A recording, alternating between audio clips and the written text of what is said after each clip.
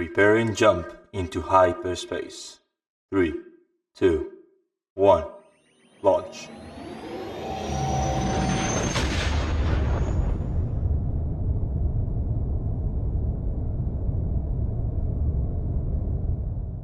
¿Te has preguntado cómo los vericuentos históricos pueden moldear nuestra comprensión del pasado y afectar nuestra percepción del presente? Hola a todos, bienvenidos. Mi nombre es Laura Tatiana y el día de hoy vamos a hacer un análisis semiótico del capítulo Los vericuentos históricos, del libro La danza de los signos, de Victorino Cecchetto.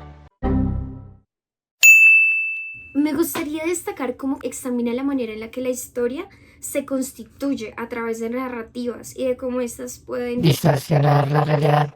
Pero antes de sumergirnos en los 4 momentos claves de este capítulo de los vericuentos históricos, me gustaría presentar brevemente al autor y su obra. Nacido en Italia, Según Mr. Google, Victorino Cecchetto es salesiano de Don Bosco, nacido en Italia. Estudió comunicación social en Italia y en Francia, y trabajó siempre como educador y comunicador en América Latina. Actualmente vive en Argentina, donde enseña semiología. además de la danza de los signos, nociones de semiótica general, encontramos de Victorino Cecchetto 6 semiólogos en busca del lector, que precisamente habla sobre autores como Eco, Peirce, Saussure, Veron, Barnes y Greimas, entre otros. Conocido por su enfoque interdisciplinario para entender cómo los signos y símbolos dan forma a nuestra percepción del mundo. Esta es una obra seminal. Una obra seminal es una obra literaria o artística que genera desarrollos posteriores de importancia.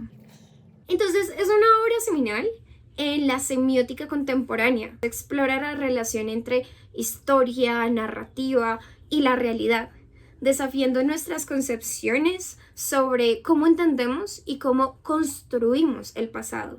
Primero debemos abordar el concepto fundamental de la semiótica, que en pocas palabras, la semiótica es el estudio de los signos y sus significados en diferentes contextos culturales y sociales. El autor argumenta que los vericuentos históricos son relatos que, aunque basados en hechos históricos, son modificados y adornados para crear una narrativa más atractiva y convincente. Y precisamente es aquí donde entra en juego la semiótica, porque al analizar los signos presentes en una narrativa histórica, podemos descubrir cómo estos se manipulan y cómo manipulan los símbolos y las imágenes para influir precisamente en nuestra percepción del pasado.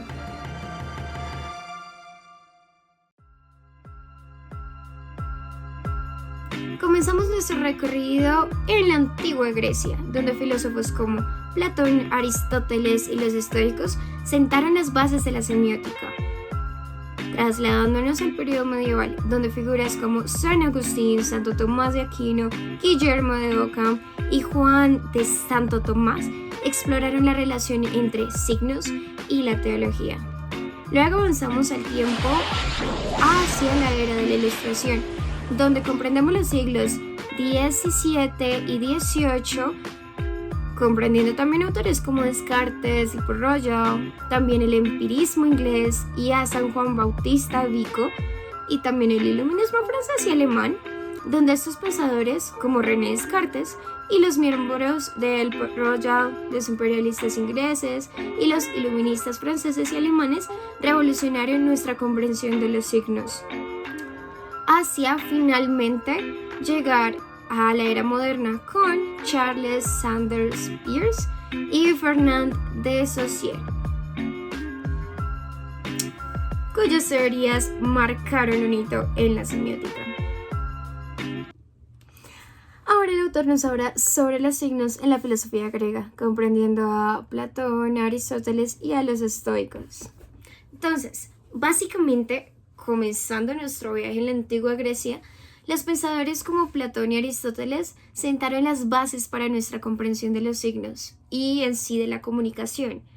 Como tal, Platón, por lo menos en su teoría, en la teoría de las ideas, nos enseñó cómo las palabras y los símbolos pueden representar conceptos universales, más allá de la realidad material.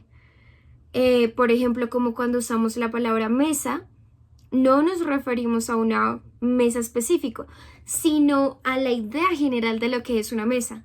Platón nos habla de las ideas y de cómo éstas se reflejan en el mundo material a través de los signos. Por otra parte, Aristóteles nos habla sobre la mímesis y cómo imitamos la realidad a través del lenguaje y del arte. Por ejemplo, una obra de teatro es una imitación de la vida real, pero a través de símbolos y representaciones. Y cómo la mímesis es donde las representaciones artísticas imitan precisamente la realidad a través de signos simbólicos. Otro ejemplo podría ser una pintura de un árbol, que esta precisamente es la imitación de la realidad mediante un signo visual. Además, los estoicos exploran cómo las impresiones sensoriales se iban convirtiendo en signos mentales, que es lo más importante, que es precisamente lo que interpretamos para comprender el mundo que nos rodea a nosotros. Nuestro segundo capítulo es Pensadores del Medievo, donde avanzamos precisamente hacia la Edad Media, donde la teología y la filosofía se fusionan en una síntesis única de pensamiento, teniendo como actores principales a San Agustín y a Santo Tomás de Aquino. Y pues para ellos el mundo material era un reflejo del mundo divino, y cada signo llevaba consigo un significado más profundo que trascendía lo físico. Por otra parte teníamos a Guillermo de Ockham.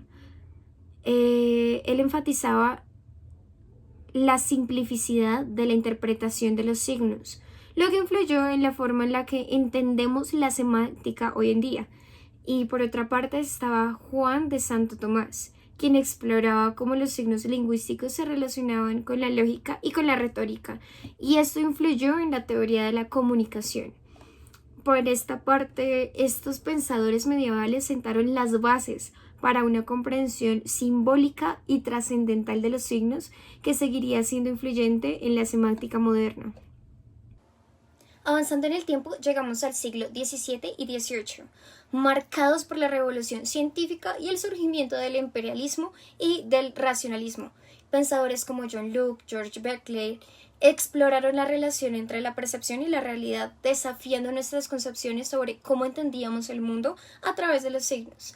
Y su enfoque en la experiencia sensorial y la mente humana influyó en gran medida en la forma en la que entendemos hoy en día lo que es la comunicación y la representación. Durante este periodo, el cambio intelectual vino también pues el aumento de la reflexión sobre la naturaleza y las representaciones, y viene Locke con el ensayo sobre el entendimiento humano, donde nos habla precisamente de la mente como una tabla vacía que recibe impresiones sensoriales y las transforma en ideas a través del lenguaje. Berkeley, por su lado, desafió la noción de la realidad objetiva, y él argumentó que todo lo que percibimos nosotros son ideas de la mente de Dios. Y estos debates sentaron las bases para una comprensión más sofisticada de los signos y su relación con la percepción humana. Por último, en este siglo, Juan Bautista Vico introdujo la idea de la imaginación y de la fantasía en la historia, y de cómo la cultura, mostrada como por medio de mitos y leyendas, son formas de comunicación simbólica